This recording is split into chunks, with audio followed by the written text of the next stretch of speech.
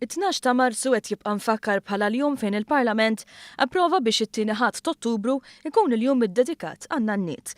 Dan kollu ġara fl-2014 u biex il-membri tal-Fondazzjoni Nanniet Malta juru l-gratitudni organizzaw mixja u rigba bil-muturi simbolika minn Kastilja għal Pjazza San George għal qudiemi il-Parlament.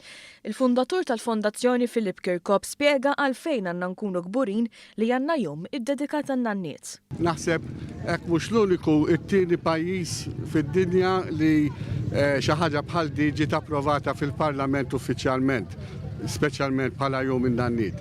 Jum in-Nanniet għaliex illum ċertament kulħadd jaqbel li mhux tal-li aħna babysitters biss, imma aħna wkoll rilevanti fil-mument modern għaliex meta għandek il-ġenituri żgħażagħ it-tnejn li huma jaħdmu, allura r-rwol tan-Nanniet qed jieħu responsabilità ikbar. F'dinja moderna n-Nanniet qed ikunu kapitlu kruċjali fl-iżvilupp tal-karattru taċ-ċittadini ta' għada. L-ewwel wieħed inħossha fuq spallejja li hija responsabilità kbira għaliex il-futur ta' Malta mhux qiegħed f'idejna, imma qiegħed f'idejn daw it-tfal li qed jassorbu, qed jixorbu kull ma jaraw kull ma jisimgħu fid-djar tan-Nanniet għaliex iktar qed jgħixu magħhom milli mal-ġenituri tagħhom.